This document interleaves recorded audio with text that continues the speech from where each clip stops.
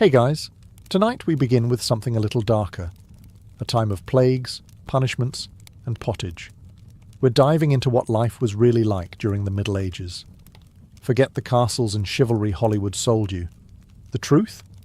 You probably wouldn't last a single day. So before you get comfortable, take a moment to like the video and subscribe, but only if you genuinely enjoy what I do here. And let me know in the comments where you're tuning in from and what time it is for you. It's always fascinating to see who's joining us from around the world. Now, dim the lights, maybe turn on a fan for that soft background hum, and let's ease into tonight's journey together. Congratulations, you've just woken up in the year 1325. The good news? You're alive. The bad news? So are the fleas.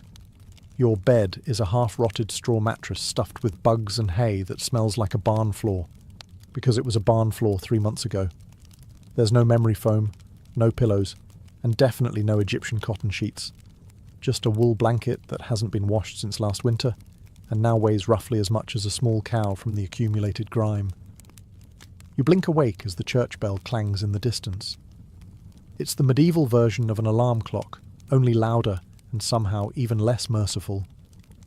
Your home is a wooden hut with one room, no windows, and a charming open-concept floor plan where your family, livestock and domestic insects all share the same space. The smell? Oh, it's a fragrant symphony.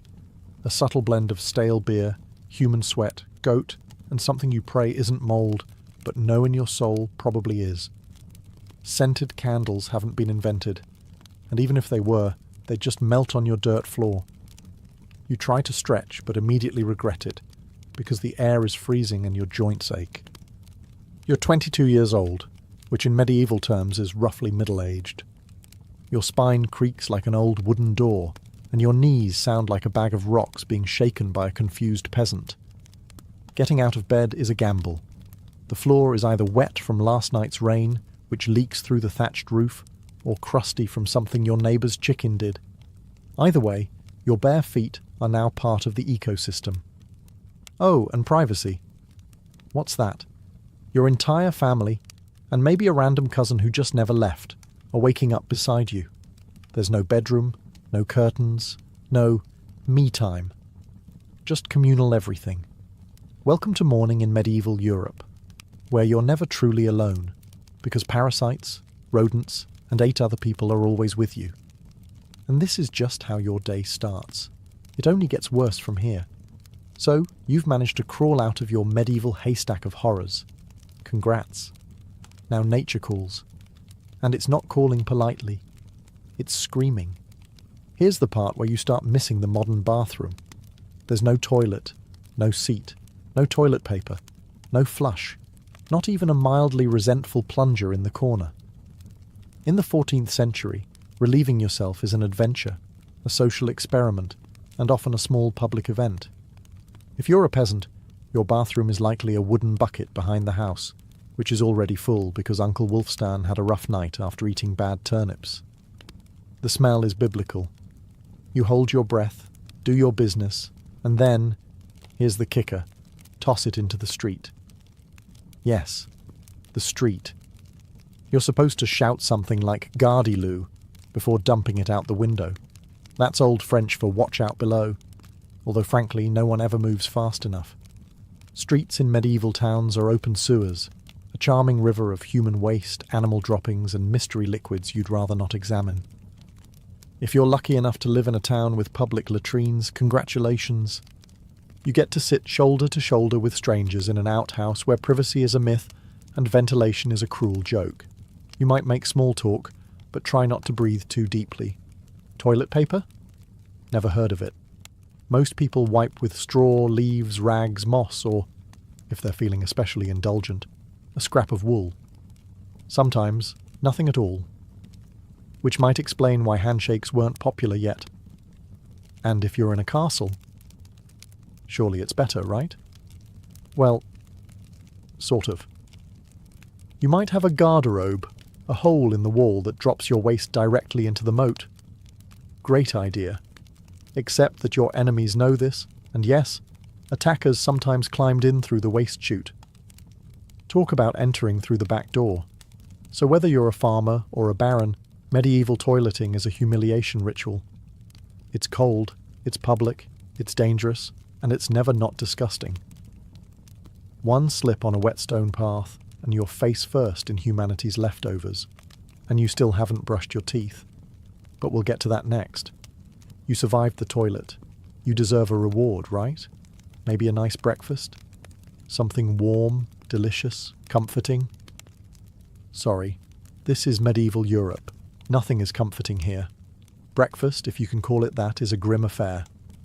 There are no eggs Benedict, no coffee machines sputtering awake, and certainly no avocado toast. You sit down, or squat near the fire, to a wooden bowl of something that looks like it was scraped off a muddy boot. Welcome to your daily ration of pottage. Pottage is a thick, gloopy stew made of whatever you can find. Grains, root vegetables, maybe a few beans if you're lucky. It's been simmering in the same pot for days, sometimes weeks, and new ingredients are just dumped on top of the old ones. It's less of a recipe and more of an ongoing edible experiment. On the side, a hunk of bread so hard it could deflect arrows. It's made from coarse rye or barley flour, often bulked up with sawdust, ground up acorns or other creative ingredients, because wheat is a rich man's fantasy. This loaf is not your friend. You don't slice it, you negotiate with it. What about drinks? You're not sipping orange juice or an oat milk latte. You're drinking beer. Yes, beer. At 6 a.m. Why? Because the water is teeming with parasites and filth. So you start your day with weak ale, low alcohol, high survivability. Kids drink it too. No one's happy about it, but at least it won't kill you. Immediately. Want some meat or cheese? Dream on. That's for Sundays and saints' feast days, and only if your lord is feeling generous. Most peasants don't eat meat more than a few times a year. As for fresh fruit, only when it's in season and not already fermented into wine. And don't even think about spices unless you're royalty. A pinch of pepper costs more than your monthly wages. Salt is valuable enough to be locked away. So you chew your gritty bread, gulp your medieval beer, and try not to think about the rat that may have nibbled your porridge in the night. Breakfast doesn't energize you. It just happens to you. And now that you're properly underfed, it's time to work like your life depends on it. Because it absolutely does. So, you've eaten your sad medieval breakfast, and now it's time to get dressed. Not that it'll help. Your wardrobe consists of exactly one outfit. One. It's a rough wool tunic or linen shift that you've worn every day for months, possibly years. There's no such thing as seasonal fashion. There's just wear this until it disintegrates or gives you a fungal infection. Underwear? Optional. If you're lucky, maybe a linen undertunic. If you're not, well, you're going commando under layers of scratchy, sweaty wool, all lovingly stitched together by someone who probably had no idea what a seam was supposed to look like. There's also no washing machine, no soap, and absolutely no dry cleaner in sight. So your clothes are stained, stiff, and scented, like a compost pile that's been left to marinate in a pigsty. Even if you wanted to wash them, it's not easy. You'd have to haul water from a river or, well, heat it over a fire, scrub your tunic on a board with ashes or lye, and hang it in the sun, which is out approximately 3 days a year. And don't get me started on shoes. If you own any, they're made of untreated leather, barely stitched together, and offer as much arch support as a banana peel. Most peasants just go barefoot, through mud, through dung, through medieval landmines, aka sharp rocks and disease puddles. All this means one thing. Your skin hates you. You itch constantly. Fleas, lice, and bedbugs live rent-free on your body. Everyone has them. Nobles, lousy, monks, itchy, children, walking insect farms. No one escapes. You'll be scratching your armpit with a wooden spoon while chatting with the local priest, and no one will even bat an eye. Your skin is raw from rubbing, your scalp a battlefield of bites, and if you develop a rash, well, too bad. There's no dermatologist, no hydrocortisone, no one to tell you it's probably scabies. You just keep on suffering. And if you're lucky enough to not get an infection, great. That rash will simply accompany you for the next 6 months like an unwanted medieval sidekick. Now that you're dressed in misery and wrapped in discomfort, it's time to head outside and start working yourself to death.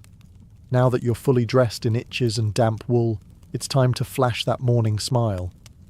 Except, you don't. Because in the Middle Ages, smiling is a dangerous game. Not emotionally, dentally. There's no toothbrush, no toothpaste, no mouthwash, no floss. The concept of oral hygiene is about as popular as bathing, which is to say, not very. Some people might chew on a twig or rinse with wine or vinegar, but for the most part, your teeth are on their own, and they're not doing well. By the time you hit your mid-20s, your smile looks like something pulled from a haunted crypt. Cavities are rampant, gums are swollen. And those aren't just food stains on your teeth. That's decay. You have more rot in your mouth than a medieval root cellar. Sugar, while not yet everywhere, is becoming more common among the rich. Imported at great cost, mostly used in small cakes or to show off wealth. If you're a noble, congratulations. You get to rot your teeth faster than the peasants. If you're poor, you'll do it slowly over time with fermented bread, gritty porridge, and years of hard chewing. Toothaches? Get used to them.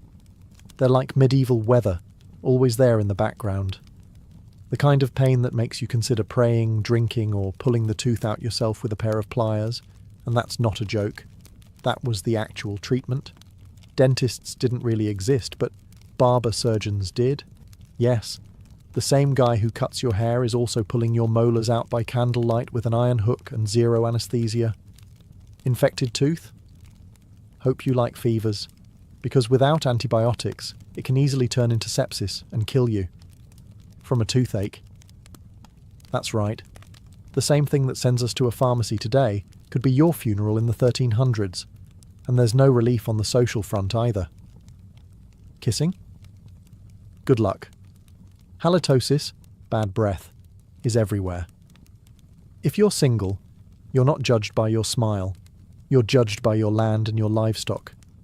In short, your mouth is a battlefield, and it's losing the war. Now that your teeth are throbbing, let's head outside. Because your real job, the one that will break your back, is just getting started. Time to head to work. Except there's no office, no desk, no coffee break, and no chance of promotion. Your job, if you're like 90% of the population, is simple.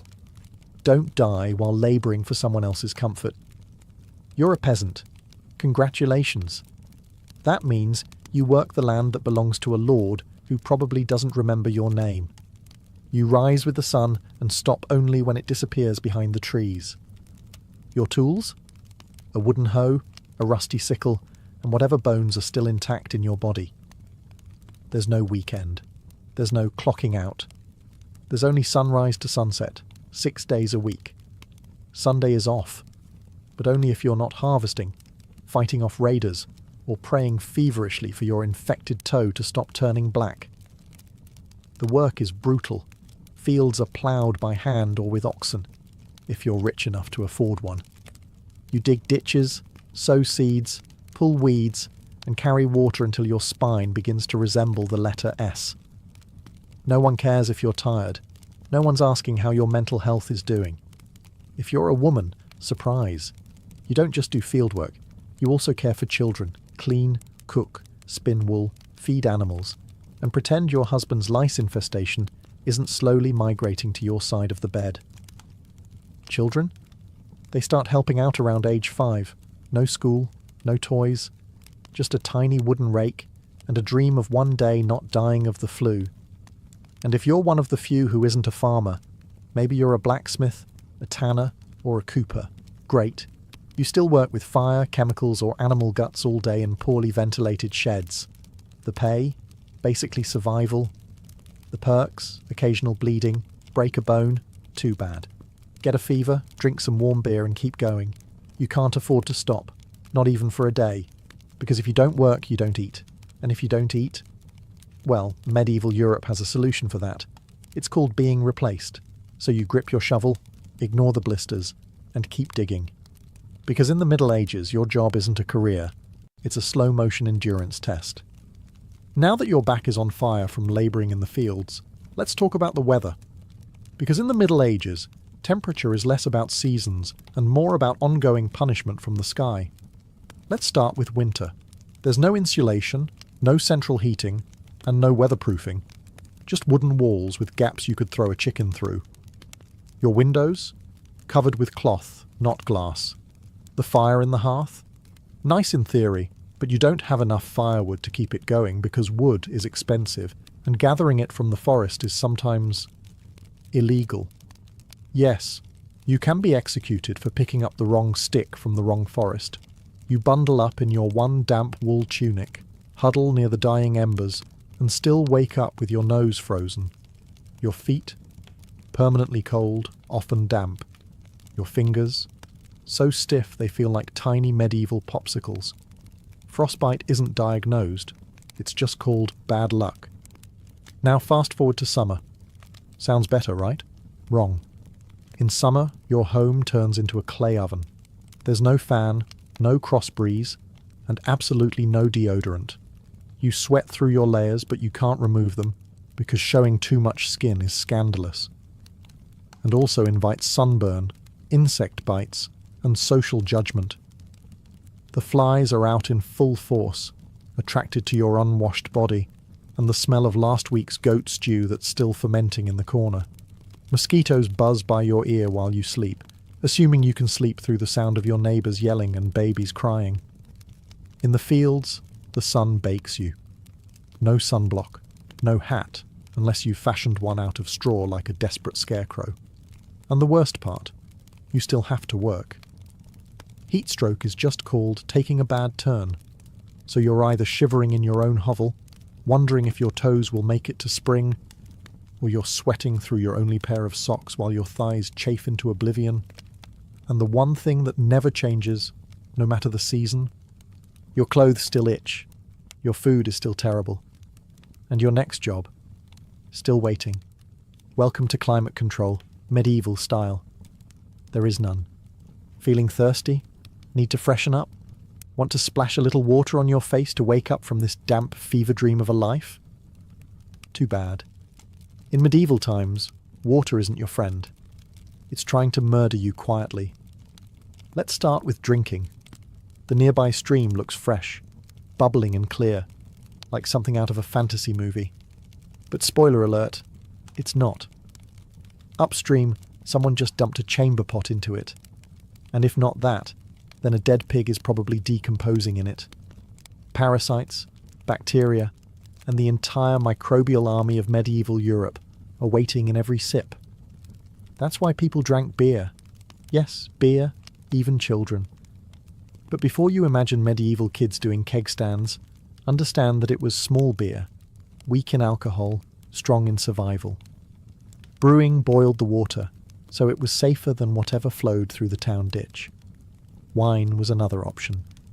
If you were rich enough to afford it, and unconcerned with functioning properly before noon. What about bathing? Surely water was used for cleaning. In theory, yes. In practice, absolutely not. See, back then, people believed bathing actually opened your pores and let the disease in. That's right. Washing yourself was considered medically risky. You were cleaner, apparently, if you never removed the protective layer of filth caked onto your skin.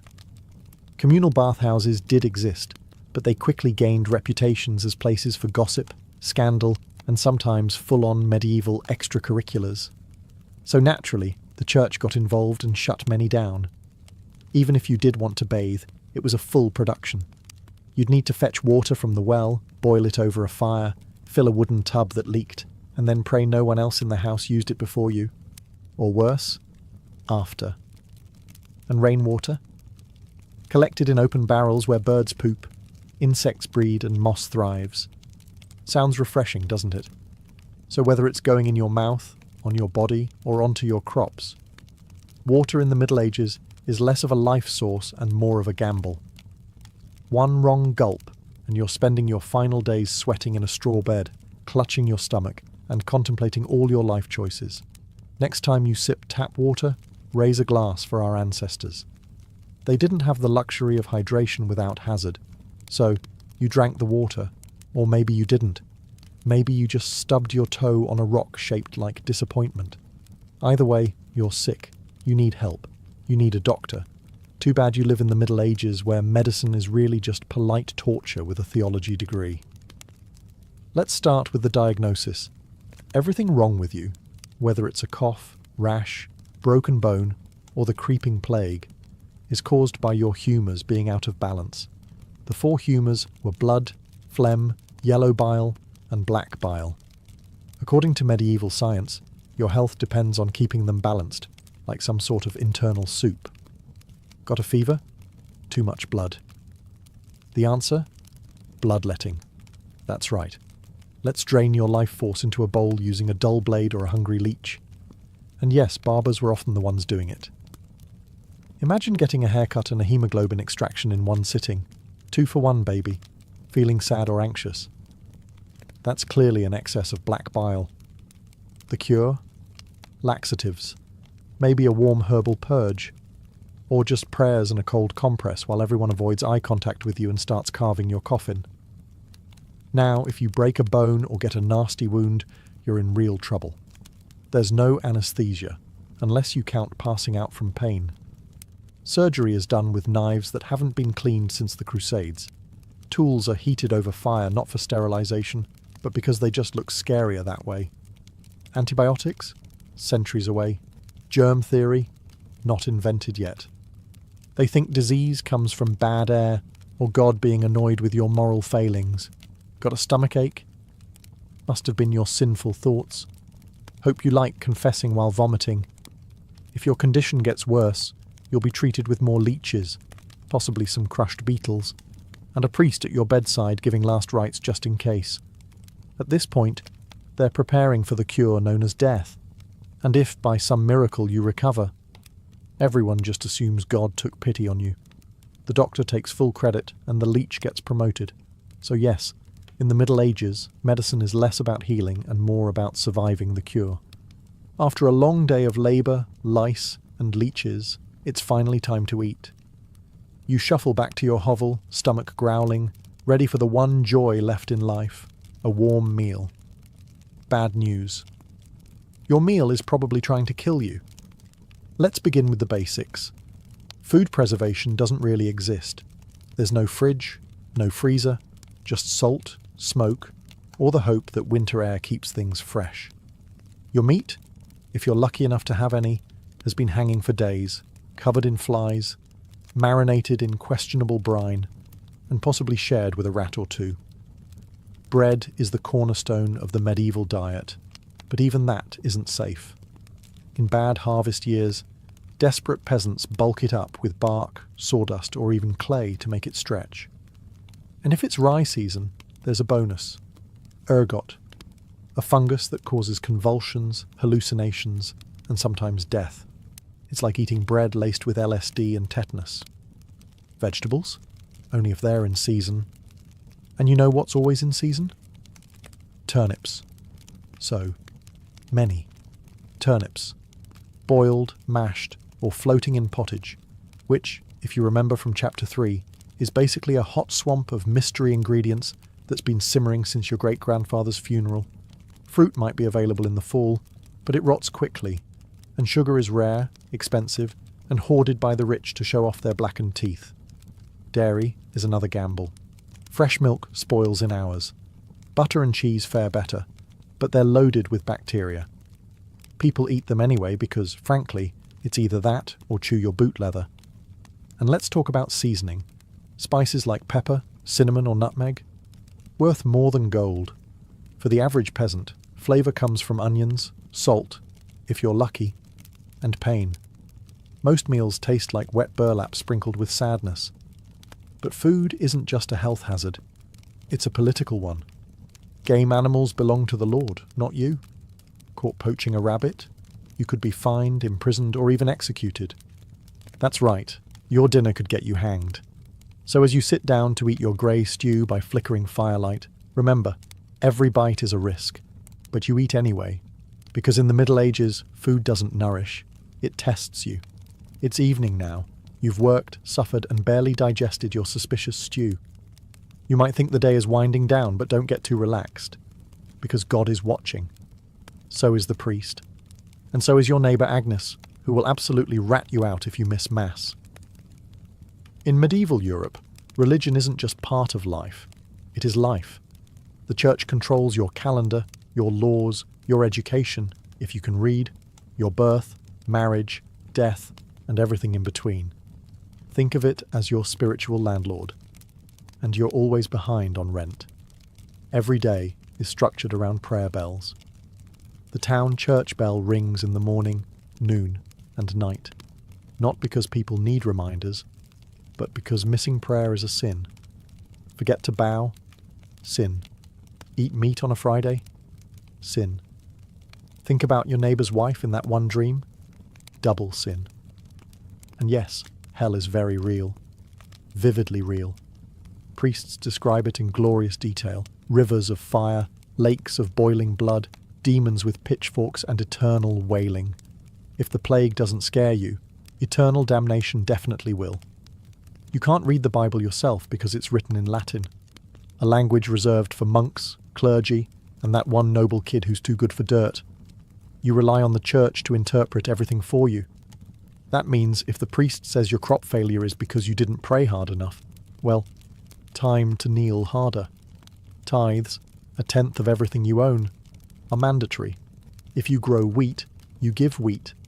If you raise chickens, you give eggs. If you have nothing, congratulations. You're spiritually bankrupt and financially doomed. Holidays? They're holy days, dozens of them. And while they offer breaks from labour, they're not for fun. They're for attending Mass, fasting, confessing sins, and reminding yourself that joy is a dangerous indulgence. Questioning the church is dangerous. Heretics are burned, witches are drowned, blasphemers are flogged, and skeptics are quickly reformed. So you go through the motions. You chant, you bow, you pray that your soul, after enduring this dirt-covered life, might finally land in paradise, assuming the priest likes you.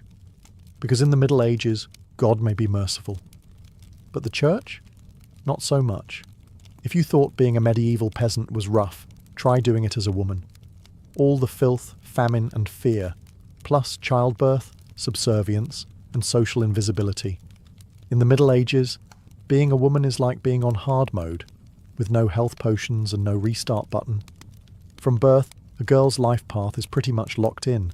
Marry young, bear children, serve your husband, die tired. Education? Not likely. Unless you're from a noble family and sent to a convent, your intellectual development stops around the time you learn how to churn butter and patch a tunic. Marriage happens early. Really early. It's not weird to be betrothed at 12 and pregnant by 14. It's not about love. It's about land, livestock, and alliances. Your opinion? Not required. Once married, you're basically your husband's property. Your job is to produce heirs, feed everyone, keep the house running, and not complain.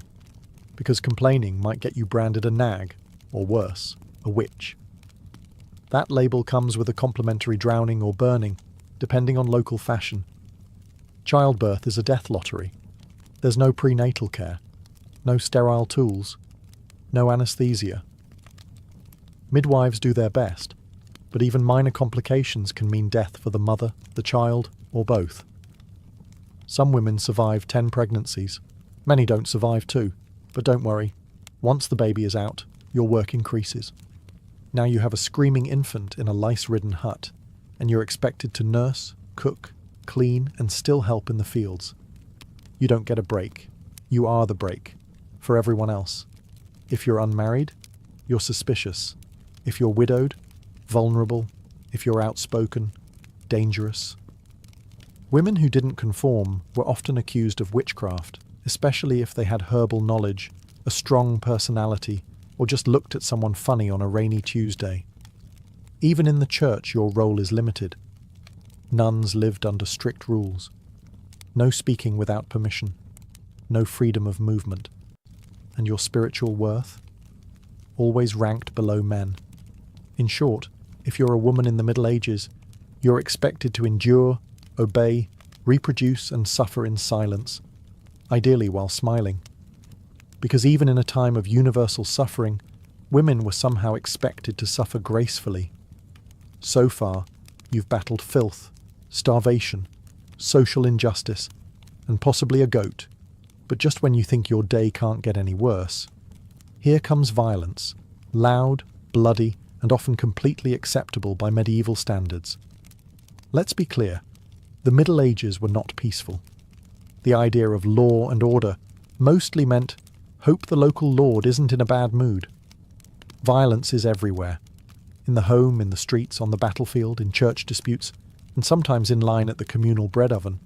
Crime is common, punishment is brutal, and justice is more performance art than protection. Steal a loaf of bread, you could lose a hand. Accused of lying, your tongue might get pierced. Gossip too much? Meet the scold's bridle, a metal mask strapped to your head with a bar in your mouth. For correction, of course, let's say you're accused of something serious. Heresy, theft, witchcraft. How do you prove your innocence? By being tortured, obviously. Welcome to trial by ordeal. One version, you stick your hand in boiling water to retrieve a stone. If it heals without infection in 3 days, you're innocent.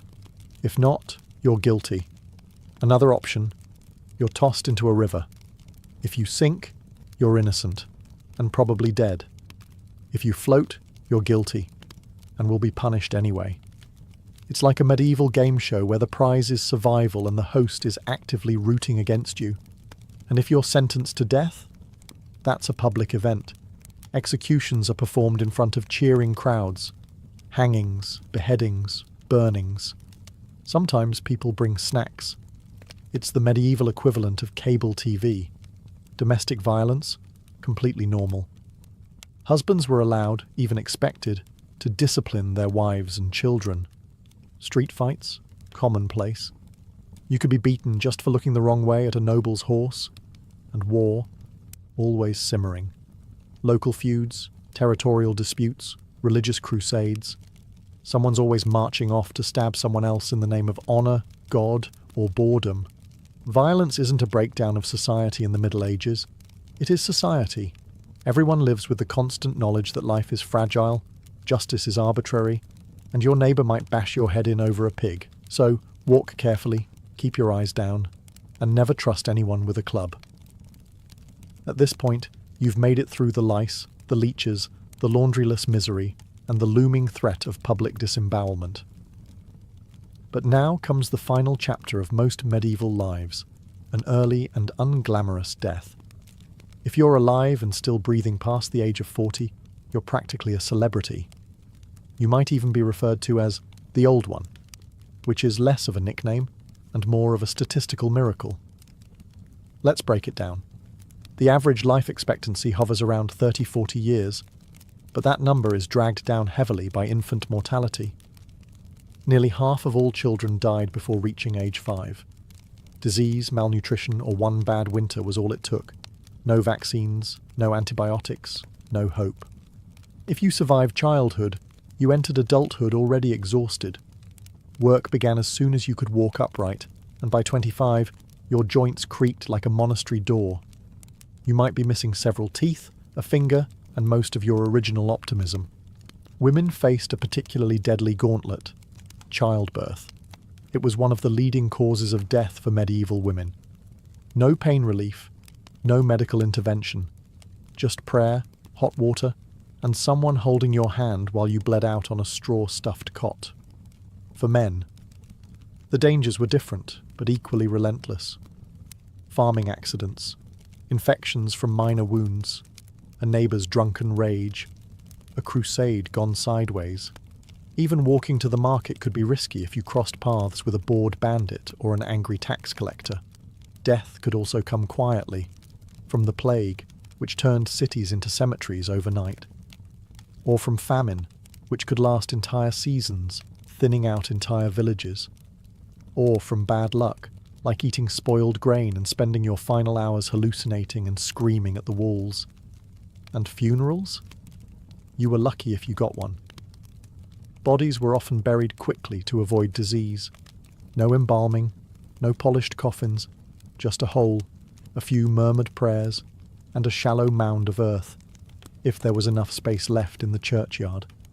So yes, in medieval times, life was brutal, short, and constantly under siege by death in all its casual forms. You didn't retire, you just stopped showing up. And speaking of exits, let's move on to your final chapter. The medieval dream dies. So, how's your day been? You've woken up in filth, relieved yourself into a bucket, brushed your teeth with wishful thinking, nearly passed out from hunger, worked until your spine cried for mercy, scratched your way through itchy wool, prayed to not get plague, and barely dodged a public execution for owning a squirrel. Welcome to a single day in medieval Europe. Still dreaming of becoming a knight? Think again.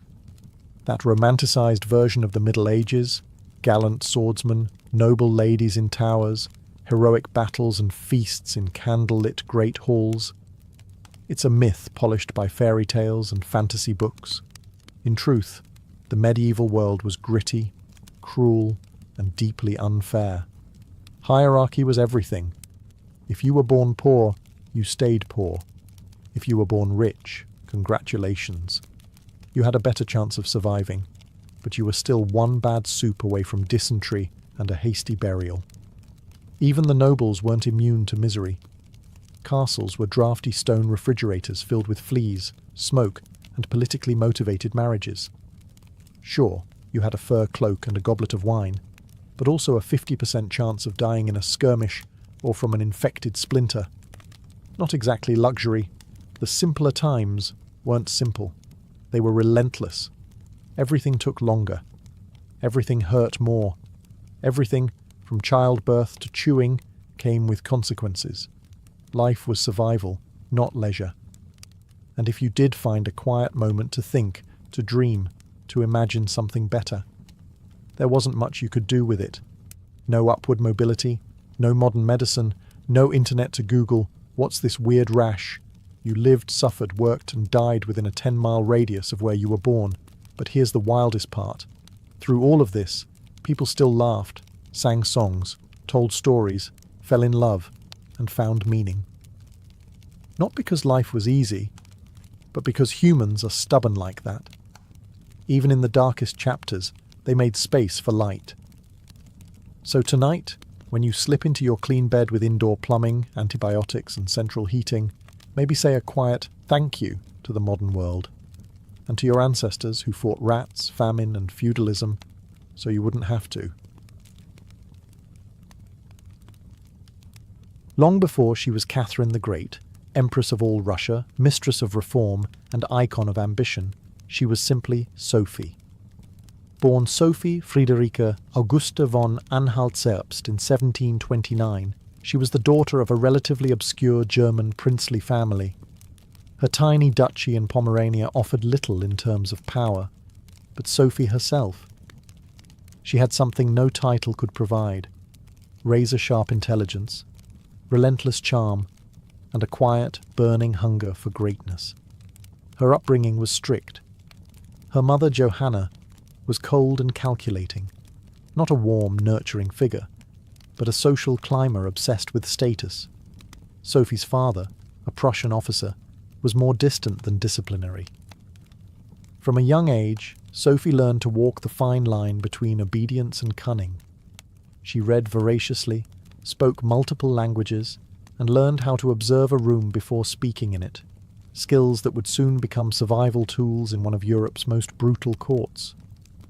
When the Russian Empress Elizabeth Petrovna began searching for a wife for her heir, Grand Duke Peter, she looked beyond Russia's borders. Peter himself was of German descent, and Empress Elizabeth believed a foreign bride, pliable and grateful, would be easier to control. Sophie fit the bill perfectly.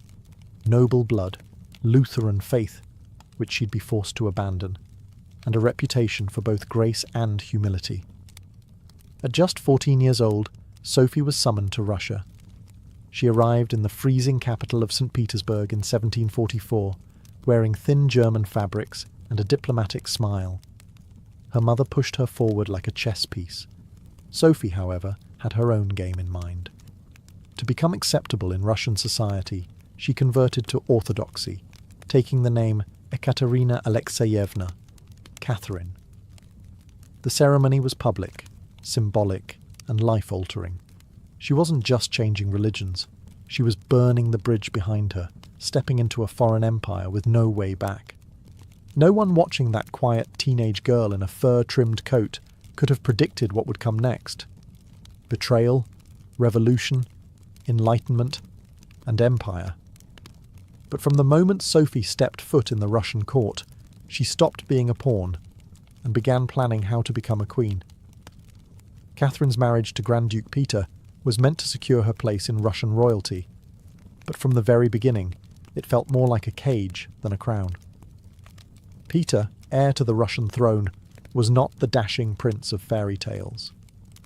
Awkward, immature, and obsessed with toy soldiers, he was far more interested in playing war games in his chambers than governing an empire, or showing affection to his new wife.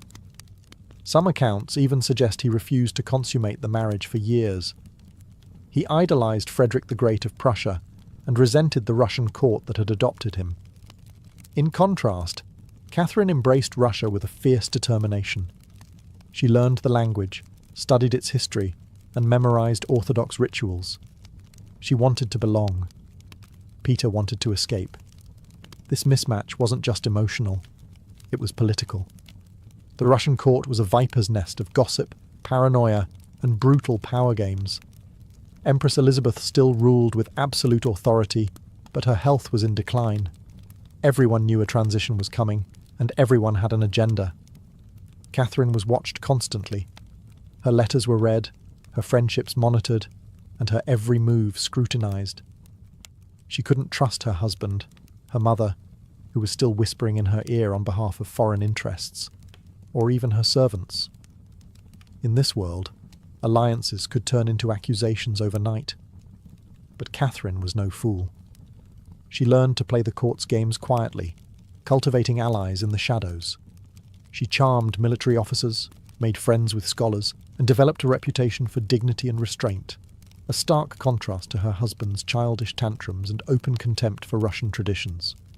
Behind closed doors, Catherine began reading Enlightenment thinkers like Voltaire and Montesquieu. While others saw her as a young consort, she was building a vision, not just for herself, but for Russia, a nation of strength, education, and reason. But there was one problem. The longer Peter lived, the longer Catherine remained in limbo, a powerless wife to a man unfit to rule. So she waited, observed, and planned. She knew the Russian throne wouldn't be inherited.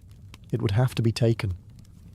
In 1762, after nearly 2 decades of waiting, watching, and quietly manoeuvring, Catherine saw her moment and seized it with breathtaking precision. Empress Elizabeth had died, and Peter, now Peter III, was finally Tsar. But his reign began unravelling almost immediately. In just a few short months, Peter alienated the church, offended the nobility, insulted the army, and lavished praise on Prussia, Russia's longtime enemy. He reversed key policies, humiliated the clergy, and talked openly about divorcing Catherine to marry his mistress. The court, already wary of his erratic behaviour, turned cold. The army, filled with generals loyal to Catherine, grumbled in corridors. Even ordinary Russians, devout and patriotic, saw Peter as a foreign puppet who mocked their traditions. Catherine, watching all of this unfold, made her move. In July of that same year, while Peter was away at his summer palace, Catherine launched a bloodless coup d'etat. Supported by key military officers, including her lover Grigory Orlov and his influential brothers, she rode through St. Petersburg in full regalia, was proclaimed Empress Catherine II, and won the allegiance of the powerful Imperial Guard. Peter, caught off guard and without allies, surrendered within days. He was taken into custody, and shortly after, found dead under mysterious circumstances. Officially, it was reported as a hemorrhoidal colic. Unofficially, it was murder. Catherine was now empress, not by birth, not by marriage, but by will, wit, and audacity. It was unprecedented. A foreign-born woman with no legitimate claim had taken the Russian throne without a single battle. But her real challenge was just beginning. She had to transform that bold grab for power into a lasting legacy. Would Russia accept her? Would the nobility respect her? Could she hold the empire together without falling victim to the same fate as her husband? Catherine understood that power gained through intrigue could be lost just as easily. She needed to rule not as a schemer, but as a visionary. And so began her transformation, from a careful conspirator to a reforming empress, one who would redraw borders, embrace the Enlightenment, and redefine what it meant to be a woman in power. Once Catherine had the crown, she could have rested on her power, but she didn't. She had something bigger in mind than simply sitting on a throne. She wanted to transform Russia, and not just militarily or politically, but intellectually. While Peter had worshipped Frederick the Great and toy soldiers, Catherine idolized Voltaire, Diderot, and the bold thinkers of the Enlightenment. She believed in reason, progress, education, and the role of a monarch as a servant of the people, even if she herself ruled with absolute authority. Catherine didn't just read Enlightenment philosophy, she lived it. She corresponded directly with Voltaire for over 15 years, flattering him while defending her autocracy. She invited Diderot to her court and even purchased his entire library to support him financially.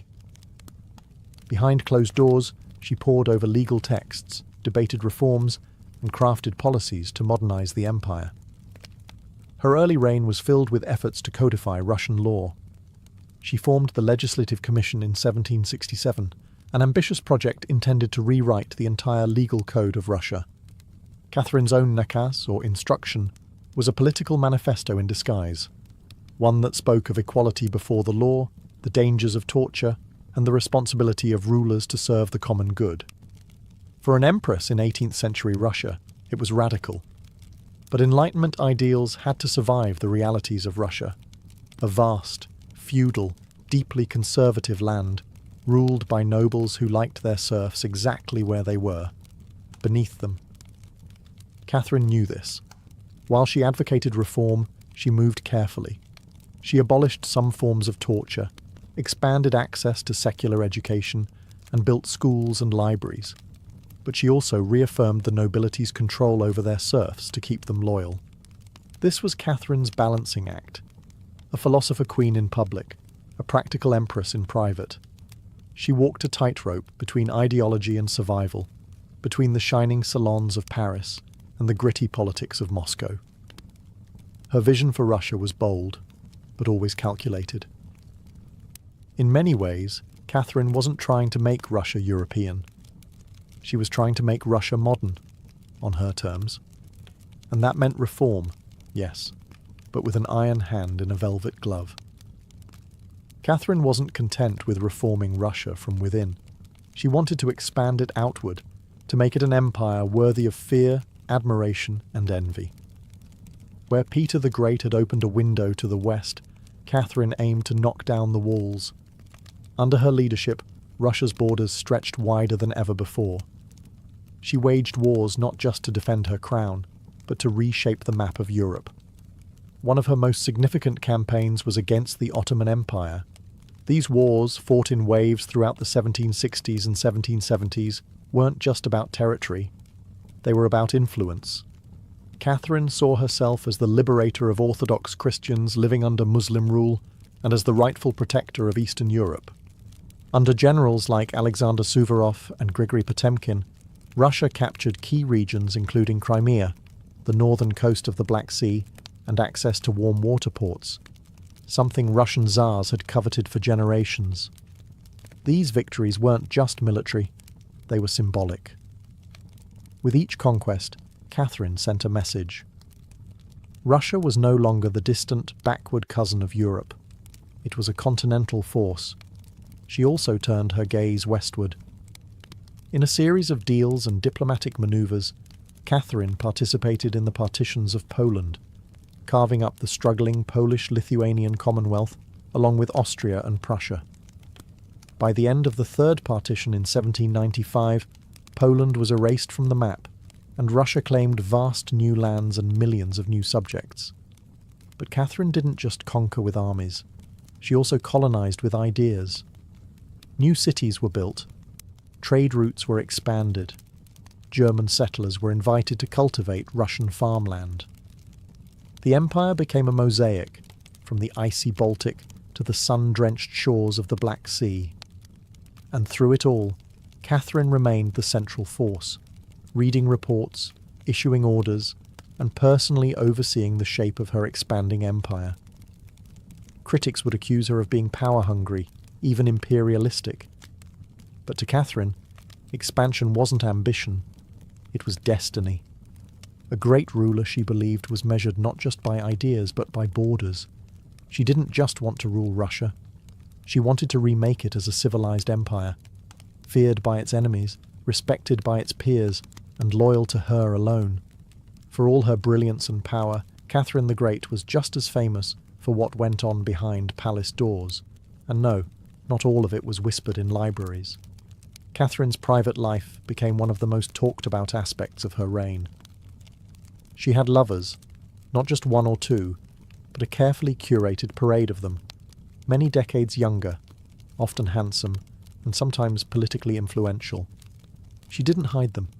In fact, she often rewarded them with titles, estates, and pensions, if they behaved well. If not, they were quietly dismissed, sometimes with a polite thank you and a promotion. Among the most important of these lovers was Grigory Potemkin, a man as brilliant as he was bold. Their relationship blurred the lines between romance, politics, and partnership. Some historians believe they may have even married in secret. Together, they shaped military campaigns, colonization projects, and the transformation of southern Russia. Potemkin wasn't just a lover, he was her co-ruler in many ways. Still, Europe couldn't look past the scandal. Gossip swirled. Satirical pamphlets painted her as lustful, insatiable, even unhinged. And after her death, the rumours only got worse, the most infamous being the completely false and grotesque tale involving a horse, spread by her enemies to smear her legacy. But why the obsession? Simple. Catherine was a woman who wielded power unapologetically, and in a world where female rulers were expected to be either saintly virgins or tragic figures, she refused to play the role. She lived, loved, and ruled on her own terms, and that made her dangerous. Ironically, while her critics painted her as immoral, Catherine herself was deeply philosophical about love and sexuality. She believed pleasure was a natural part of life, and that personal relationships didn't have to threaten public responsibility. She separated emotion from governance, a feat few male rulers managed. In reality, her liaisons were often strategic. She surrounded herself with men who were loyal, capable, and politically useful. And when they ceased to be, she let them go, usually with a smile and a generous retirement. Catherine's love life didn't weaken her rule. It was part of her strategy, a blend of passion and power that made her unforgettable, envied and feared. For all her charisma and control, Catherine's reign was not without peril. And in 1773, that peril came in the form of a bearded Cossack named Yemelyan Pugachev. He was no ordinary rebel. Pugachev claimed to be none other than Peter III, Catherine's dead husband. According to him, he had survived the coup and now returned to reclaim the throne from the German usurper. It was absurd. Peter was long gone. But to Russia's oppressed and exhausted lower classes, the claim didn't need to be true. It just needed to offer hope. Pugachev promised liberation, an end to serfdom, lower taxes, and land for the common people. His words lit a fire across the Volga River region, especially among Cossacks, peasants, and old believers. In a time when the gap between nobles and serfs had widened brutally, his promises sounded like salvation. The Pugachev rebellion became the largest peasant uprising in Russian history. Towns were taken, fortresses fell, Nobles were slaughtered. For a terrifying moment, it seemed as if the empire itself might fracture. Catherine was shaken. This wasn't a foreign war she could win with cavalry and treaties. This was a revolt from within. Her own people, rising against the system she ruled. But Catherine didn't panic. She acted. She dispatched professional military forces to crush the rebellion, ruthlessly. Pugachev's forces were defeated in 1774. He was captured, displayed in an iron cage, and eventually beheaded in Moscow, a public warning to all who dared follow. Afterward, Catherine doubled down on order and control. Her dreams of liberating the serfs quietly faded into silence. The rebellion had shown her the limits of enlightenment in a country still shackled by feudalism. She now leaned harder on the nobility, who offered loyalty in exchange for absolute control over their serfs. This was a turning point. The empress who once quoted Voltaire now prioritized stability over philosophy. Reform became cautious, surveillance increased. Rebellion, even whispered, was to be stomped out before it had breath. Pugachev may have lost his head, but he left behind a warning that haunted Catherine, that power built on inequality could only hold so long before the storm came crashing through. By the time Catherine the Great approached the final years of her life, she had ruled Russia for over 3 decades, longer than any female ruler in Russian history. From the moment she seized power, she had defied expectations, reshaped her empire, and redefined what a woman and a monarch could be. Under Catherine's reign, Russia became a true European powerhouse. Its territory expanded by over 200,000 square miles, swallowing Crimea, parts of Poland, and stretches of the Black Sea coast. These weren't just military wins, they were strategic pivots, securing warm water ports and reshaping trade. But her legacy wasn't only drawn on maps. Catherine left a cultural mark as well. She helped found the Hermitage Museum, amassed one of the greatest art collections in Europe, and corresponded with the greatest minds of the Enlightenment. Her court became a centre of sophistication, art, and intellectual ambition. In a country often viewed as backward by Western Europeans, Catherine put Russia firmly on the cultural map. She modernised education, founding schools for girls, and promoted the printing of books. She introduced smallpox inoculation to Russia, even publicly receiving the vaccine herself, an act of scientific bravery in her time. Yet, her reign was also one of contradictions. While she admired Enlightenment ideals, she never freed the serfs. In fact, she extended serfdom deeper into Russia's territories. Her reforms, while impressive, remained mostly top-down, designed to polish the empire without truly transforming its foundations. Still, Catherine's rule brought stability and ambition. She understood that power was not inherited. It was crafted, managed, and constantly defended. She ruled not by divine right, but by force of will, political brilliance, and relentless calculation. She was called many things: a usurper, a tyrant, a reformer, a seductress. But above all, she was effective. When she died in 1796, Russia was wealthier, larger, and more formidable than it had been in centuries. She left behind a throne secure, an empire expanded, and a legend that would endure for centuries. Catherine didn't just reign, she ruled, with intellect, strategy, and an unapologetic grip on history. And in doing so, she became more than an empress. She became a myth.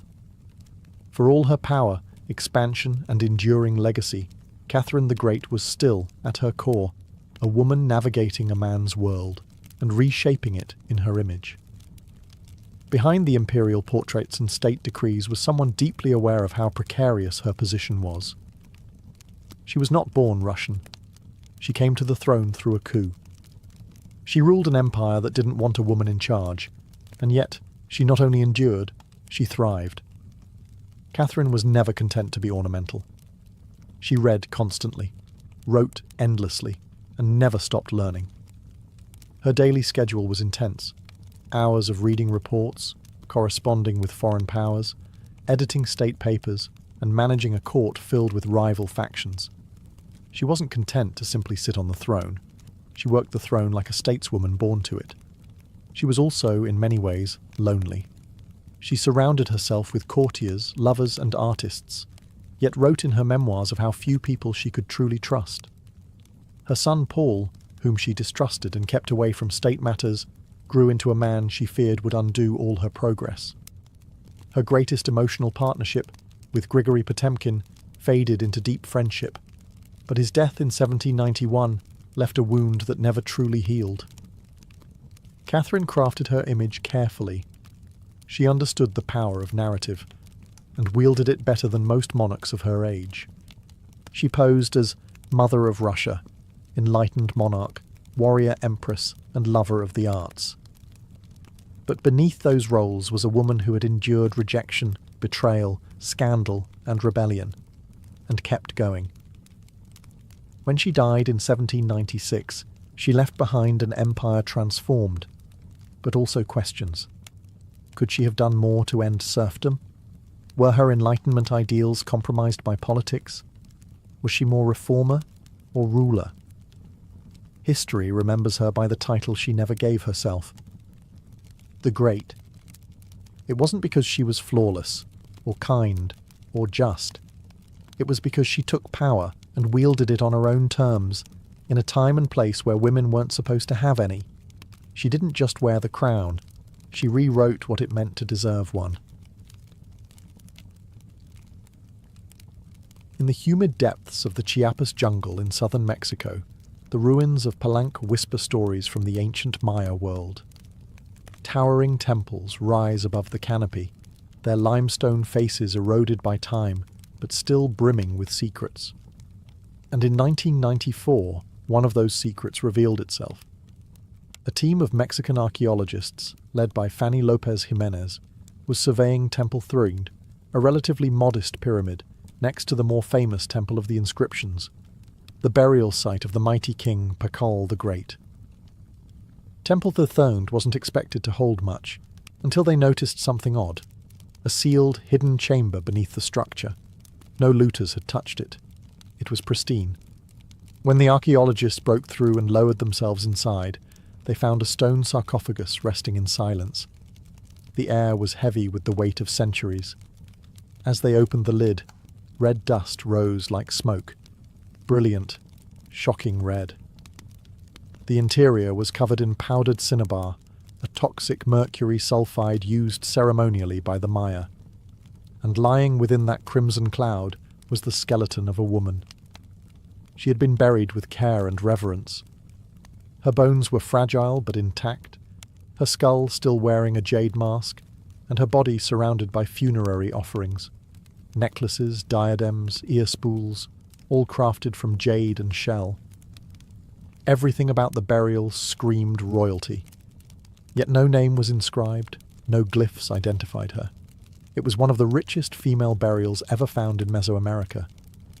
And yet, it was a total enigma. Why was she buried in red powder? Who was she? Was she a queen, a priestess, or perhaps even Pakal's wife? The researchers called her the Red Queen, and the name stuck.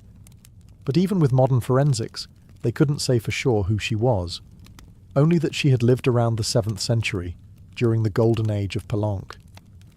Unlike most Maya tombs, hers had been hidden, untouched, and purposefully isolated. Her burial wasn't just ceremonial, it was spiritual. This woman wasn't meant to be remembered with words. She was meant to be remembered through ritual, through colour, and through the mystery she left behind. The most haunting feature of the Red Queen's tomb wasn't her jade jewellery, or the silence of the sealed chamber. It was the red dust. A thick layer of powdered cinnabar covered everything. The sarcophagus, the walls, her bones, even the offerings around her. It clung like blood to stone. To the Maya, this was no accident. Cinnabar, made from crushed mercury sulfide, was one of the most sacred and dangerous substances in the ancient world. Its vibrant red colour wasn't just visually striking, it symbolised blood, rebirth, and the life force that connected the human and divine realms. Red was sacred. It was the color of sunrise, of sacrifice, of life emerging from death. And it wasn't just symbolic, it was spiritual. Covering the dead in cinnabar was a ritual meant to transform the body, preserving it not for eternity, but for transition. In Maya belief, death wasn't the end. It was a passage, a crossing into another cosmic layer. And so the Red Queen, whoever she was being prepared not just for burial, but for deification. But there's another layer to this. Cinnabar is toxic. Repeated exposure can lead to mercury poisoning, tremors, hallucinations, even death. The Maya likely didn't understand the chemistry, but they felt its potency. It was volatile, powerful, dangerous. To bathe a corpse in it was to declare this person was no ordinary mortal. In Palenque, very few were buried with cinnabar. Pakal the Great, the mighty king whose pyramid dominates the site, was one. His body, like hers, was also saturated in the red powder. That detail alone drew speculation. Was the Red Queen his wife? His mother? Or someone of equal divine status? Her skull had been placed on a layer of jaguar skin, another sacred symbol. Around her, bone needles, obsidian blades, and miniature jade figurines hinted at rituals performed either during her life or in her honor at death. Every part of her burial told a story without words, a story of power cloaked in secrecy, a woman prepared to cross into the underworld, not in silence, but in ceremony, drenched in the color of sacrifice. Surrounding the Red Queen's crimson-drenched remains was a world of silence, broken only by the gleam of jade, shell, and obsidian. These were not mere ornaments. They were offerings, each one carefully chosen to accompany her on the journey to the Maya afterlife, the Xibalba. At her sides were jade necklaces, heavy and cold, their polished surfaces still radiant after 300 years underground. Jade was not just beautiful, it was sacred.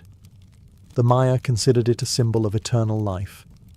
It represented the green of maize, the vitality of the jungle, and the breath of the gods. Only the elite were buried with jade. For the Red Queen, it covered her chest, wrists, and ears, a clear sign that in life she wielded influence, perhaps even divine favour. One of the most haunting objects was the jade funerary mask, placed delicately over her face. Unlike the golden death masks of Egypt, this one was subtle, constructed from dozens of tiny mosaic tiles, arranged to mimic the contours of her skull. The mask served a ritual function, to protect the soul, to preserve identity, and to present her as divine in the eyes of the gods. Scattered near her bones were bone needles, obsidian blades, and shell artifacts. These could have been tools of ritual or symbols of her status, as priestess, healer, or royal matriarch. One bone pin was engraved, faint but purposeful, a small echo of her voice lost to time. At her feet and along the edges of the tomb were ceramic vessels, still sealed, likely once filled with offerings, food, drink, or incense to sustain her spirit beyond death. The Maya believed the afterlife was a journey, dangerous, layered, filled with challenges. These items weren't luxuries, they were necessities. To modernize, the tomb feels intimate, not overloaded, but intentional. There was no gold, no chariots, no pomp, just items chosen with spiritual weight. It was a map for the soul. Through these treasures, we glimpse how the Maya understood death, not as finality, but as a transition of power. The Red Queen wasn't buried to be forgotten. She was being prepared to ascend. For all the grandeur of her tomb, the Red Queen left behind one haunting void. No name. No inscriptions adorned her sarcophagus. No glyphs on the walls identified her. She was clearly someone powerful. But who? From the moment her tomb was opened, scholars began trying to connect the dots. The most compelling theory? That the Red Queen was Zakbu Ajau, the wife of Kinich Janab Pakal, known today as Pakal the Great, the most famous ruler of Palenque. Zakbu Ajau was more than just Pakal's consort. She was born into nobility and married into Palank's royal dynasty at a young age. She bore at least 3 sons, all of whom held high status, and she played a key ceremonial role during her husband's reign. If anyone could be buried with such honor, it was her. Supporting this theory was the tomb's location, just a few feet away from Pakal's own grand burial in Temple of the Inscriptions. The proximity suggests a deliberate pairing, husband and wife, rulers even in death. And then there's the cinnabar. Only 2 burials in Palank were found with such intense cinnabar coverage, Pakal and the Red Queen. It's unlikely this was coincidence. But here's where the mystery deepens. DNA tests were conducted on both sets of remains in hopes of confirming the connection. But the results? Inconclusive. The woman's bones showed no direct maternal link to Pakal, but that didn't rule out a spousal relationship.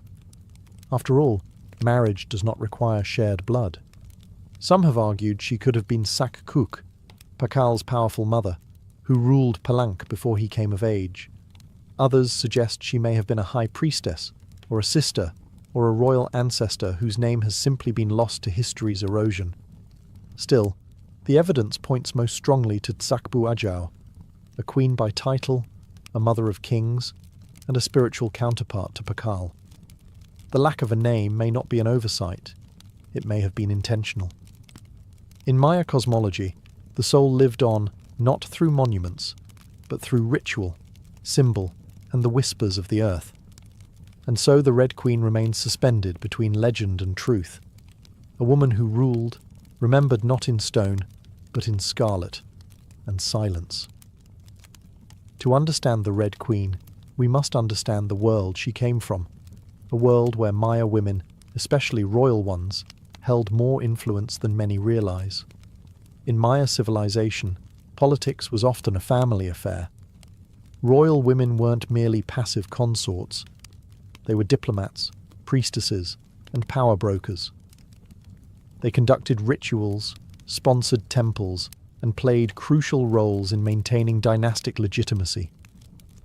Their bloodlines were political capital, used to forge alliances and secure claims to the throne. Take Sakkuk, for example, the mother of Pakal the Great. When the throne of Palank was left vacant, she took power herself and ruled as queen regent until her son came of age. She wasn't a placeholder. She was a ruler in her own right, issuing decrees and overseeing construction projects. Without her, Pakal may never have risen at all. And she wasn't an anomaly. Across the Maya world, in places like Yaxchilan, Naranjo, and Calakmul, inscriptions show women performing major ceremonies, engaging in warfare diplomacy, and sometimes ruling outright. They were often portrayed in stelae and murals, dressed in elaborate headdresses and regalia, standing beside kings as equals, or sometimes above them. Their words were carved in glyphs. Their names were remembered, until they weren't. By the time Spanish conquistadors arrived centuries later, much of that memory had eroded. The colonial lens saw native women as silent figures in a male-dominated world, but the archaeology tells a different story, one of complex gender roles, where power was negotiated, not simply inherited. This context casts the Red Queen in a new light. She may not have ruled in name, but her burial, rich, sacred, and positioned beside Pakal, suggests she was a central pillar in the royal order. Her jade mask wasn't just decoration. It was a symbol of identity, of power held in life and protected in death. Her bloodline may have been the very glue that held Palanka's dynasty together. In Maya civilization, a queen wasn't just a queen. She was a keeper of sacred lineage, a voice in ceremony, and often the bridge between gods and men. The Red Queen may be nameless, but in her world, she was never voiceless. The Red Queen wasn't just buried with treasures. She was buried in architecture rich with purpose, layered with Maya cosmology, ritual symbolism, and intentional design. Her tomb wasn't merely a grave, it was a gateway to eternity. Her body was discovered inside Temple Third, one of the smaller pyramids within the heart of Palenque, yet its proximity to Temple of the Inscriptions, the resting place of Pakal the Great, is telling. These temples weren't built randomly. Their positioning was sacred, guided by astrology, myth, and dynastic legacy. Temple the Thirthiid rises modestly compared to its grand neighbour, but it hides something even more intimate. A sealed crypt, untouched by looters, perfectly preserved. It was constructed deep within the temple's core, accessible only by a steep, narrow staircase. The descent into her tomb feels almost symbolic, a ritual journey downward, into the underworld. The chamber itself is stark, made of cut stone, sealed tightly for over 300 years. No glyphs or murals cover the walls, no ornate carvings tell her story. But perhaps that silence is intentional. This was a space not for the living to interpret, but for the dead to transform.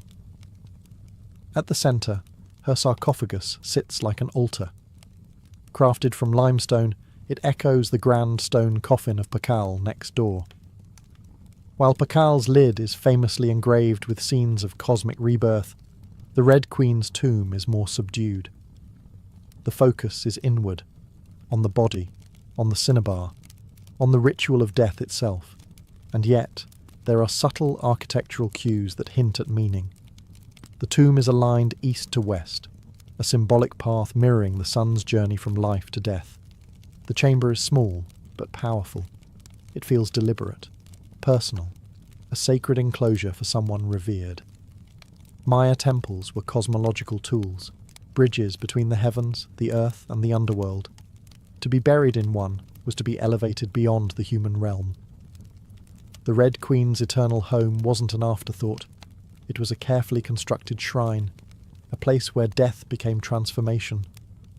Her bones rest in stone, her essence in cinnabar, and her legacy in the architecture itself. A temple that speaks without words, telling us she mattered. To the ancient Maya, death wasn't the end. It was a threshold, a sacred passage into the underworld, known as Xibalba. And for someone like the Red Queen, this crossing was not only spiritual, it was political, cosmological, and deeply ritualized. Burial rituals were carefully choreographed events, rooted in myth and meant to guide the soul through the treacherous layers of the underworld. Maya texts and iconography tell us that Xibalba was no peaceful afterlife. It was a maze of darkness, rivers of blood, trials, and gods of death. Only those properly buried, ritually prepared, and spiritually equipped could make the journey successfully.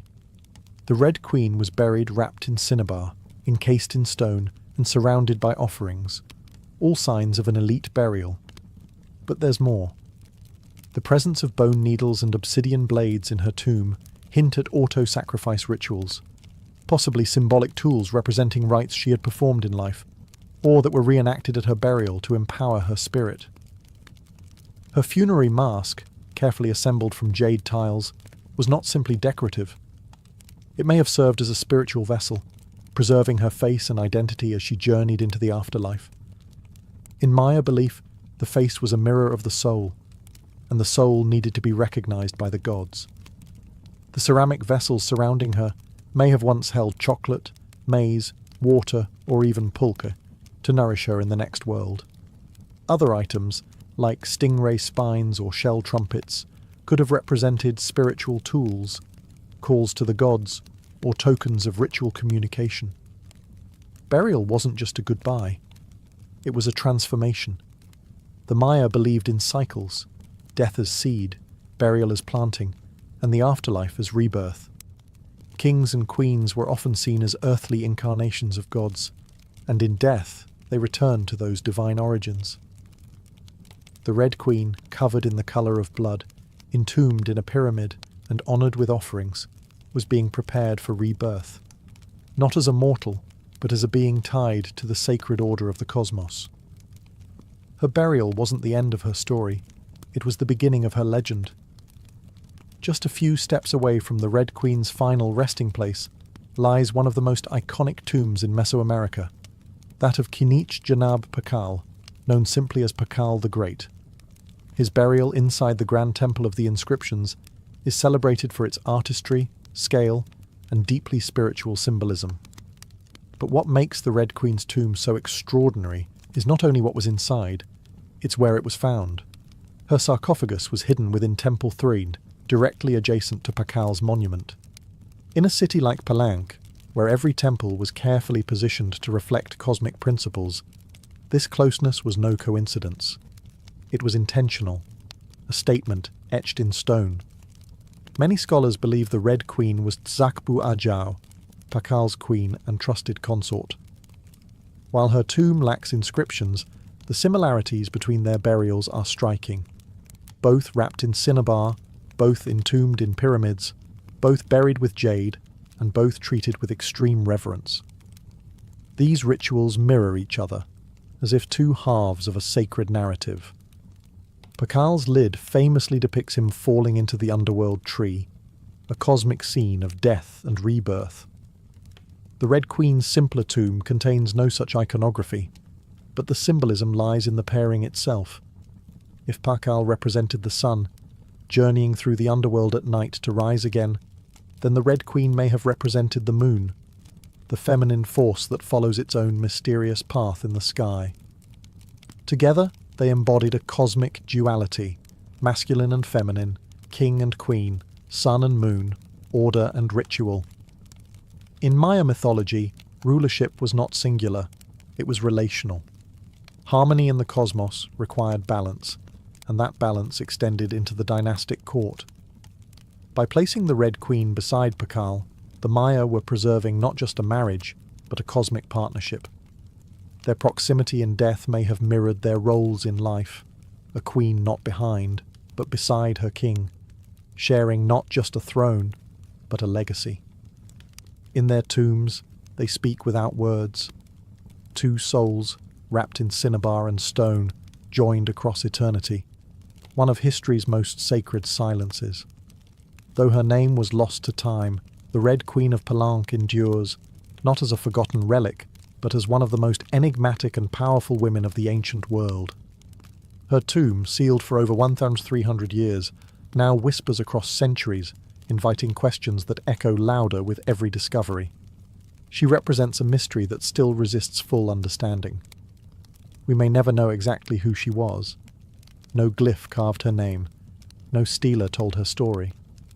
And yet, the care in her burial, the richness of her offerings, the symbolism of her crimson-drenched bones, all speak of a woman profoundly important. Not merely as a wife or consort, but as someone who held real influence, spiritual weight, and royal blood. Today, the Red Queen forces us to re-evaluate assumptions. She's a reminder that in the ancient Maya world, women were not silent. They led rituals, governed cities, and shaped dynasties. While kings like Pakal have long taken the spotlight, the Red Queen's re-emergence reminds us that power did not belong to men alone. It flowed through mothers, queens, priestesses, and visionaries. Her legacy is more than the treasures she left behind. It's the conversation she started, among archaeologists, historians, artists, and storytellers. Every jade bead, every layer of cinnabar, every architectural choice in Temple Thathid tells us something deliberate. This woman mattered, and perhaps that's the most extraordinary part of her story. Not what we know, but what we still don't. The Red Queen teaches us that history isn't just a collection of facts, it's a living puzzle, a shared human longing to connect with the past. In that sense, her legacy is still unfolding. She lies wrapped in red, the colour of life and sacrifice, of blood and rebirth. Her face, once hidden behind a jade mask, now stares back at us through science, art, and wonder. She remains nameless, but not voiceless. Mysterious, but not forgotten.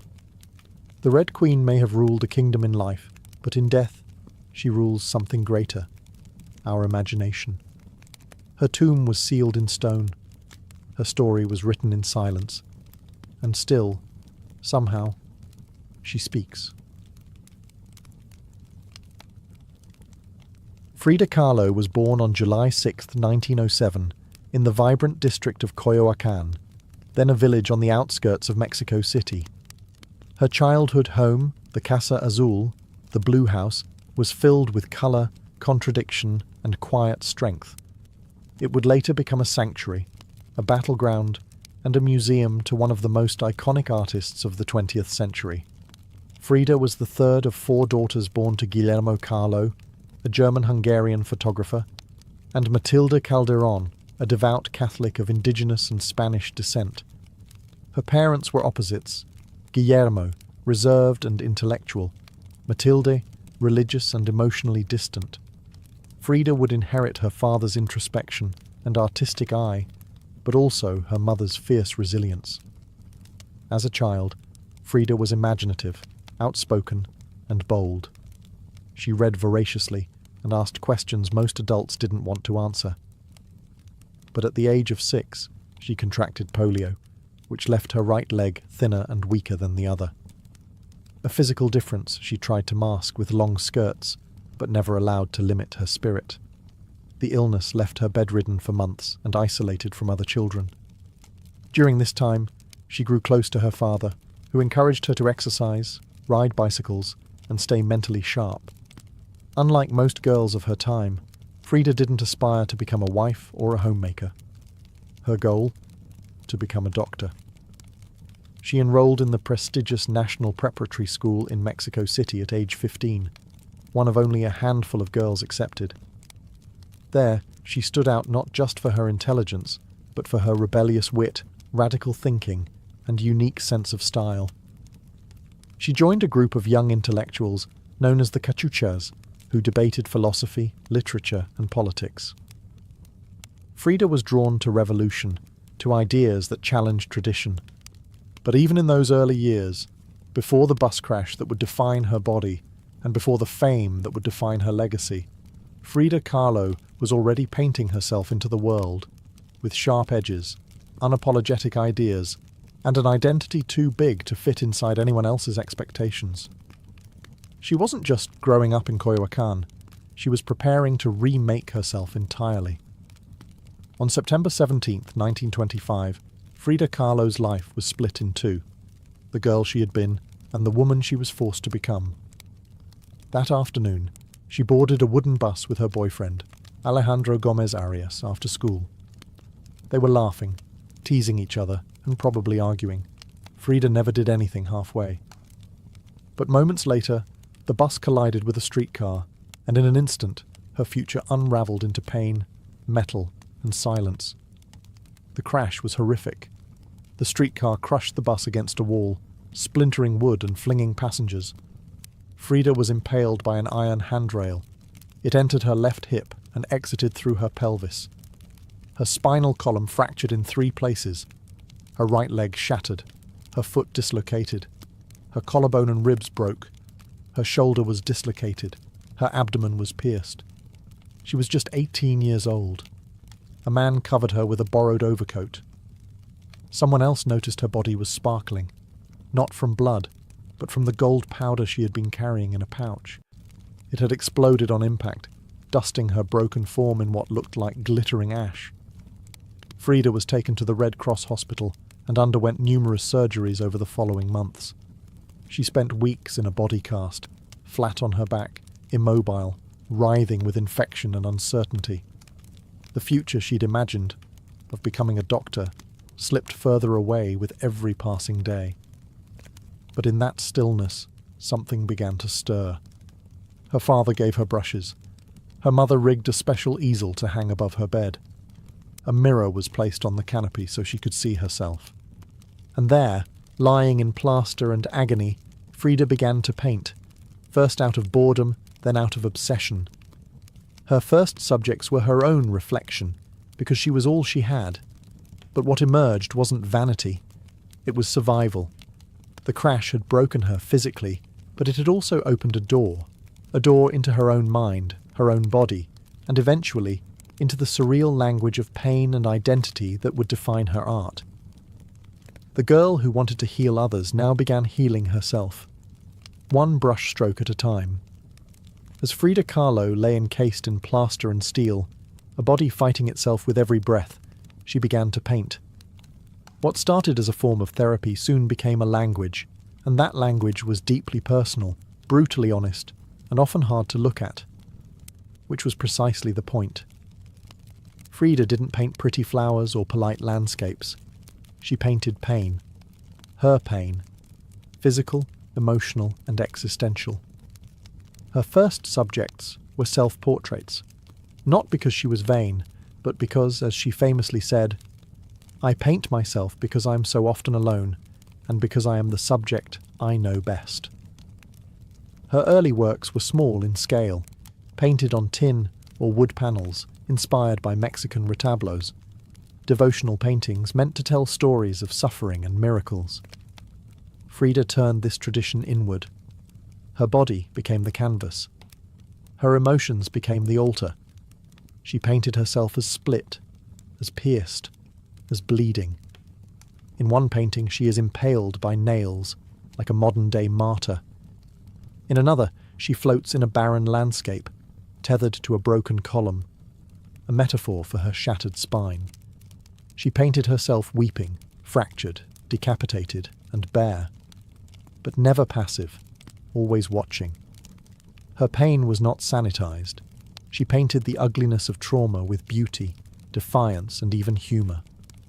Each piece was a reclamation of her body, her experience, and her identity as a woman in a world that often tried to define her. But Frida wasn't just telling her story. She was inventing a new kind of visual narrative, one that blended Mexican folk art, surrealism, medical illustration, and symbolism. Her paintings became dreamlike autopsies of her soul, framed in color, culture, and myth.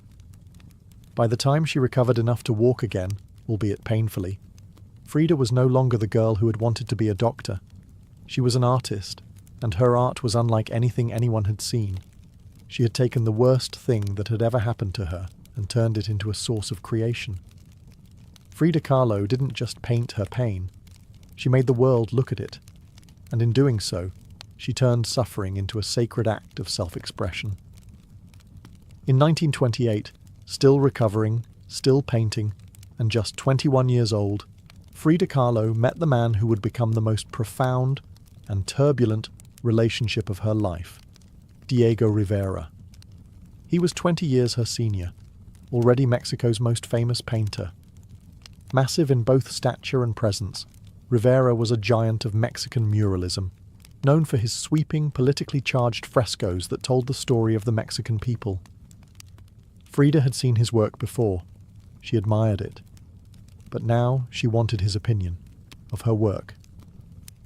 She brought her paintings to him at the Ministry of Education, interrupting his scaffolded work to ask bluntly, "Do I have talent?" Diego took one look and said yes, and not just out of kindness. He recognized in her something rare, an unfiltered voice, raw and unpretentious, full of rage, irony, pain, and beauty. They began a relationship that was as consuming as it was creative. Frida once said, "I suffered 2 accidents in my life, one in which a streetcar knocked me down, the other was Diego." They married in 1929, an odd pairing to outsiders. Diego, massive, unfaithful, politically famous. Frida, sharp-tongued, fiercely independent, already walking with a cane. Her parents called it a marriage between an elephant and a dove. Their bond was passionate, but chaotic. Diego supported her art and encouraged her growth as a painter, but he was also endlessly unfaithful, even with Frida's own sister, Cristina. Frida was devastated, and in return, she took lovers of her own, both men and women, including rumoured affairs with Leon Trotsky and painter Georgia O'Keeffe. They divorced in 1939, then remarried a year later with different terms. This time, Frida would keep her autonomy, her home, her money, her name. Their second marriage was less about traditional love and more about creative partnership and mutual understanding. Despite the betrayals and the heartbreak, Diego remained a constant force in Frida's life.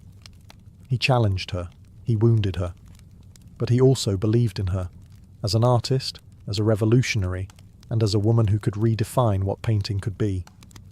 Together, they were not peaceful, but they were legendary. In the 1930s, Frida Kahlo followed Diego Rivera on a journey north to San Francisco, Detroit, and New York as he completed high-profile mural commissions. These years abroad brought her face to face with American industrialism, wealth, and the contradictions of capitalism, and they left her with deep political discomfort. Frida was a proud Mexican nationalist, a committed communist, and an admirer of indigenous traditions. The opulence she witnessed in the United States, especially while the Great Depression ravaged much of the country, only deepened her sense of disillusionment. In letters home, she mocked the culture's materialism and obsession with appearances. She missed the grit, colour, and contradiction of Mexico. While Diego painted enormous murals on factory walls, Frida began to paint smaller, quieter revolutions, deeply personal works on tin and canvas. Her style solidified, sharp, surreal, emotional, and intimate. It was during this time that she produced some of her most iconic self-portraits. Frida didn't just paint herself for vanity. She painted herself to survive. Her identity became her landscape. With her body constantly in pain, from her accident, multiple surgeries, and a failed pregnancy in Detroit, she turned inward. Her portraits showed her bleeding, fragmented, exposed. Yet her face was always calm, always direct, unapologetic.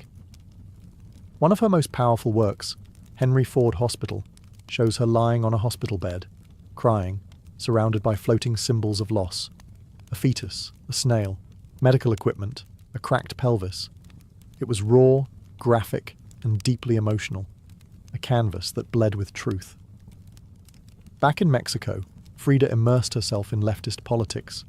She and Diego welcomed Leon Trotsky into their home while he lived in exile. Frida wore Tijuana dresses, traditional indigenous garments, not just as fashion, but as a political and cultural statement. Her art was never disconnected from her beliefs. Her identity, her body, and her ideology all intertwined in her work. While Rivera was painting murals of revolution, Frida painted its human cost, the body in pieces, the mind on fire, and the self always staring back. In exile and in illness, she became not just a painter of pain, but a painter of resistance.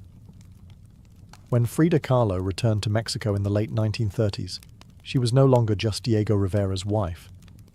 She had become something else entirely. A force, an artist whose work radiated with raw honesty, surreal symbolism, and cultural identity. Back in her homeland, she stepped fully into herself. Her Casa Azul in Coyoacán became a sanctuary of colour and contradiction. Bright cobalt walls, yellow trim, Aztec statues in the garden, monkeys and parrots wandering freely. The house was a living extension of Frida's imagination. It was a blend of tradition and rebellion, elegance and earth. Here, she surrounded herself with pre-Columbian artifacts, ex-votos, folk art, and revolutionary books. She wore bold Tijuana dresses, wove flowers into her hair, and painted amid the scent of copal incense and the sounds of mariachi on the street outside. This period marked an explosion of creativity. Her paintings became more intricate, more symbolic, and more political. Works like the two Fridas revealed a divided self, one in European dress with a bleeding heart, the other in indigenous clothing, strong and composed. It was Frida's visual autobiography, a portrait of love, loss, and heritage. In 1939, she exhibited her work in Paris, where artists like Picasso, Breton, and Kandinsky praised her fiercely original style. But even among the surrealists, Frida stood apart. When André Breton tried to label her as one of their own, she pushed back. "They thought I was a surrealist," she said. "But I wasn't. I never painted dreams. I painted my own reality." She painted Mexico, not the romantic postcard version, but the living, breathing country she adored. Her work pulsed with symbolism, skeletons, hummingbirds, hearts, thorns, corn, and blood. She honored the indigenous roots of her homeland while unmasking the violence of its past and present. But even as her artistic voice grew stronger, her health continued to decline. Multiple surgeries, infections, and chronic pain became daily realities. Still, she painted through it, propped up in bed, torso bound in corsets, fingers clenched around the brush. Frida had returned to Mexico not to rest, but to reclaim her power, through paint, through politics, and through her fearless embrace of the self. As the 1940s wore on, Frida Kahlo's body continued to betray her. Her spine was deteriorating. Her right leg was constantly infected. She underwent more than 30 surgeries in her lifetime, often in grueling succession. At times, she was bedridden for months, encased in body casts or immobilized by traction devices that stretched her bones apart. But still, she painted. Each canvas during these years became both a release and an act of resistance. Her works grew darker, more defiant. She painted with a clarity sharpened by pain, refusing to hide behind metaphor. In The Broken Column, she presents herself split down the middle, her body pierced with nails, a cracked ionic column replacing her spine. Yet her face is stoic, her gaze unflinching. Pain for Frida was no longer just a subject. It was her companion, her antagonist, her muse. Her political voice also grew louder. She joined the Mexican Communist Party, marched in demonstrations, wrote fiery letters, and called out imperialism and injustice. When her health no longer allowed her to walk, she appeared at protests in a wheelchair, defiantly holding signs and shouting slogans. In 1953, Frida was given her first solo exhibition in Mexico, a long overdue celebration of her art. But her health was so fragile, doctors told her she couldn't attend. So she did what only Frida would do. She arrived by ambulance, carried in on a stretcher, and placed in the center of the gallery on her hospital bed. Dressed in traditional finery, surrounded by her own work, she greeted guests with tequila, laughter, and that fire still burning in her eyes. Her final paintings were both childlike and harrowing.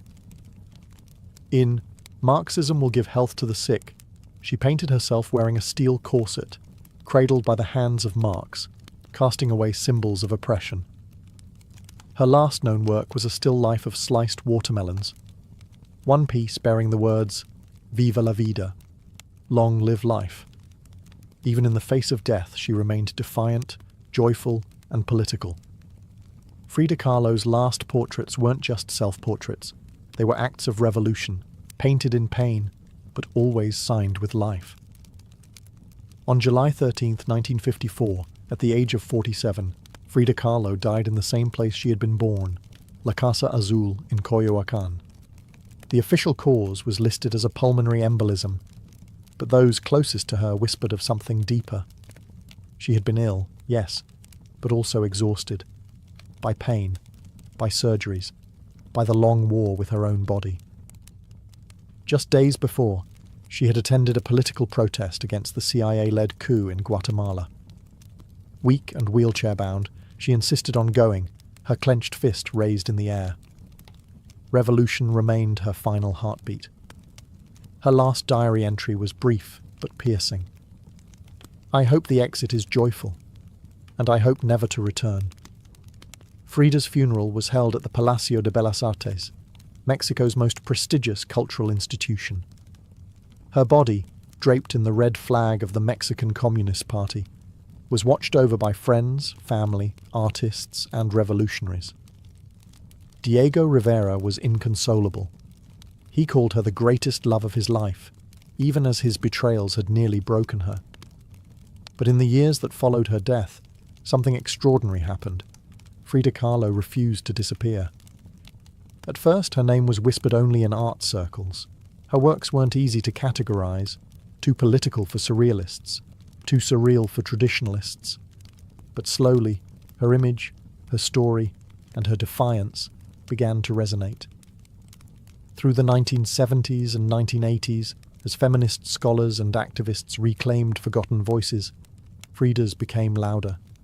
She wasn't just a painter anymore. She was a symbol of pain turned into beauty, of feminism born through resistance, of Mexican identity celebrated without apology, of queerness, disability, revolution, and authenticity.